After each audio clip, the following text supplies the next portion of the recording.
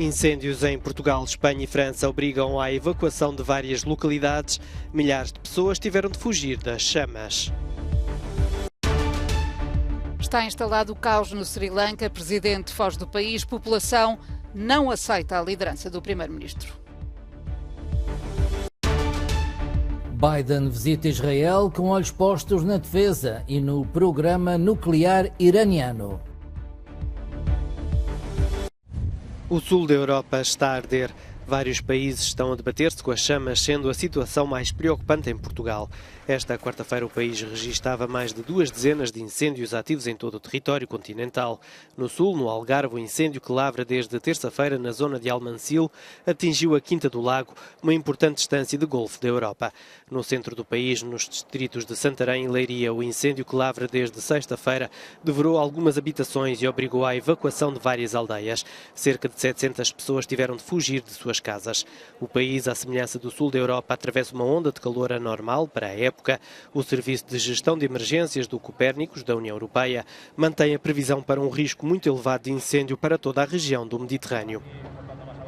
Em Espanha, o incêndio que lavra desde segunda-feira na província de Salamanca continua por controlar. De acordo com as autoridades locais, mais de 400 de pessoas tiveram de ser retiradas das suas casas. As chamas já consumiram cerca de 4.000 hectares do território. Em França, mais de 800 bombeiros combatem 2 grandes incêndios florestais na região de Bordeaux, no sudoeste do país. De acordo com as autoridades gaulesas, várias localidades da região tiveram de ser evacuadas. Cerca de 6.500 pessoas tiveram de ser retiradas.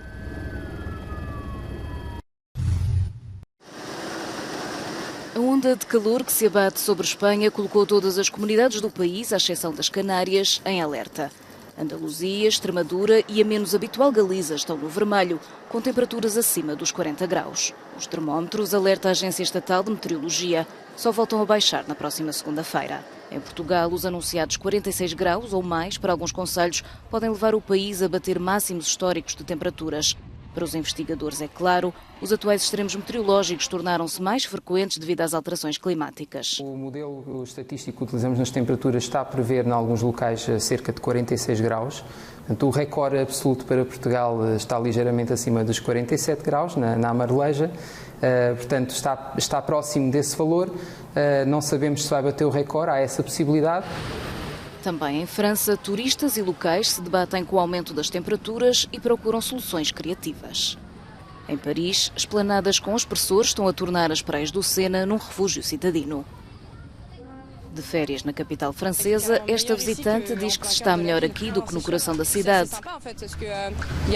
Na margem do rio, há sombra, bom ambiente para famílias e até se vê os barcos a passar, comenta. No Reino Unido, o governo anunciou estar a coordenar um plano de resposta à vaga de calor. No Serviço Nacional de Saúde britânico, todas as ambulâncias estão em alerta máximo. Teme-se que a resposta de emergência, já sobrecarregada por um pico nos casos de Covid-19, seja insuficiente para atender todos os pacientes que podem vir a sofrer com onda de calor dos próximos dias.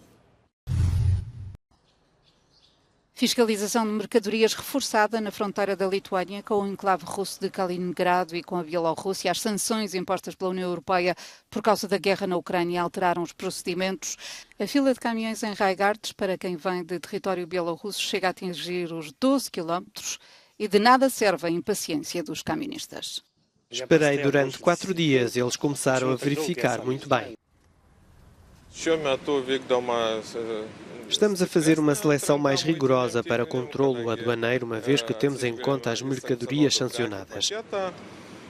O sistema avalia se os bens que estão a vir da região de Kaliningrado para a Rússia ou com outro destino estão incluídos na lista de sanções. E isso demora. Mesmo com a demora, mais de 300 caminhões atravessam diariamente o posto de controle fronteiriço de Raigardas. Há dias em que a taxa de recusa de entradas ultrapassa os 10%. Os caministas dizem que o cenário é semelhante também na fronteira da Polónia com a Bielorrússia.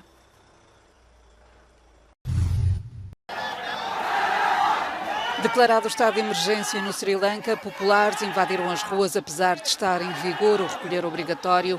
O presidente Gotabaya Rajapaksa fugiu para as Maldivas num avião militar antes de apresentar a demissão, como tinha prometido na televisão. O primeiro-ministro pediu ao Exército e à Polícia para fazerem o necessário para restaurar a ordem. Ranil Wickremesinghe foi nomeado presidente interino.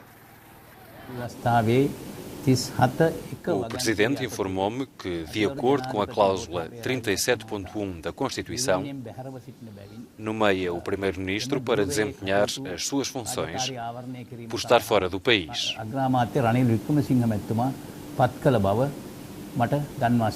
Os manifestantes invadiram o gabinete do primeiro-ministro em Colombo. Apesar da resistência da polícia, no fim de semana já tinham ocupado as residências oficiais do chefe de governo e do presidente singalês.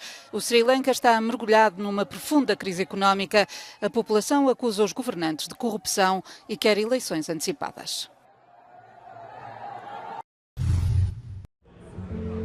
Segurança, programa nuclear iraniano, tecnologia militar, integração regional e uma amizade de longa data. Estes alguns dos temas sobre a mesa na visita do presidente norte-americano Joe Biden a Israel. Logo após a chegada, Biden visitou o novo sistema de defesa aérea do país. É o mais avançado do género e pretende abater mísseis e drones antes de atingirem solo israelita. A questão palestiniana foi igualmente abordada.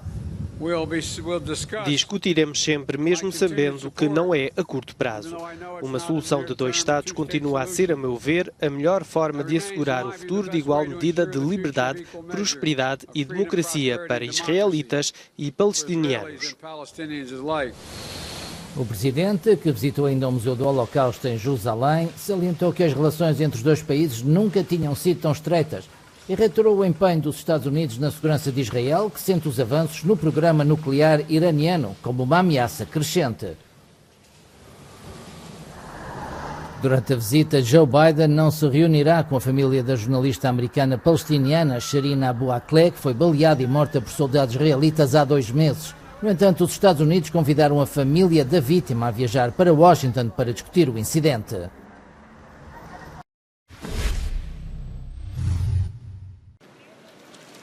O ministro das Relações Exteriores do Brasil anunciou que pretende comprar o máximo de gasóleo à Rússia, apesar da guerra na Ucrânia. De acordo com o ministro Carlos França, o Brasil está a fechar um negócio de compra de diesel a um preço mais barato.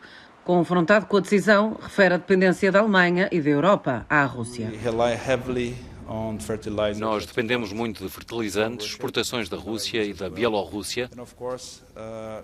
Também, claro, a Rússia é um grande fornecedor de petróleo e gás. Pode perguntar isso à Alemanha. Pode perguntar à Europa também.